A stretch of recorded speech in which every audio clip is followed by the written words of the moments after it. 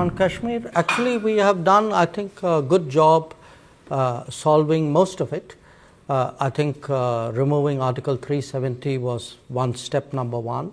Holding elections, which were done with a very high turnout, was step number 3. I think the part we are waiting for is the return of the stolen part of Kashmir, which is on the under illegal Pakistani occupation. When that's done, I assure you, Kashmir solved. Take a gentleman here on the aisle. Yep. My name is Nisar. I am an author and a journalist. Let me make you a little nervous, Your Excellency. Thank you very much for your dissertation. Yeah. Kashmiris are up in arms because India is occupying Kashmir illegally. That's the reason why they are protesting. Now, given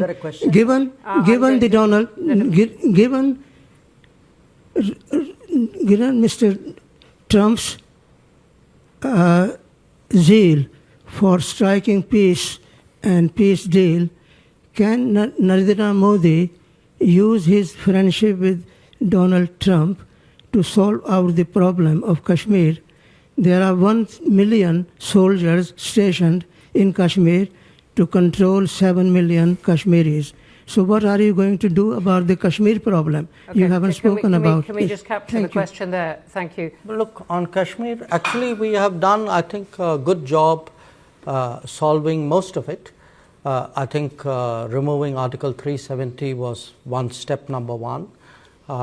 Then restoring growth and economic activity and social justice in Kashmir was step number 2. Holding elections, which were done with a very high turnout, was step number 3. I think the part we are waiting for is the return of the stolen part of Kashmir, which is on the under illegal Pakistani occupation. When that's done, I assure you, Kashmir solved. The second question, Global South. Look, there are different ways of looking at it, and I give you a perspective. What do countries in Global South largely want? They want more options. They want more experiences to compare, relatable experiences.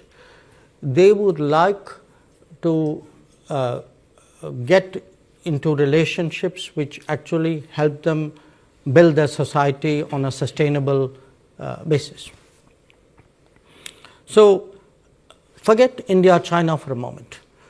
I think what is happening and is that much of the Global South in the previous decades had very limited options. They either had Western options, they had multilateral development banks, which were in a way associated with it. Within the Western options, they had maybe some subsets out there. Then at some point, they had Soviet/Russian options. Then you had a set of China options.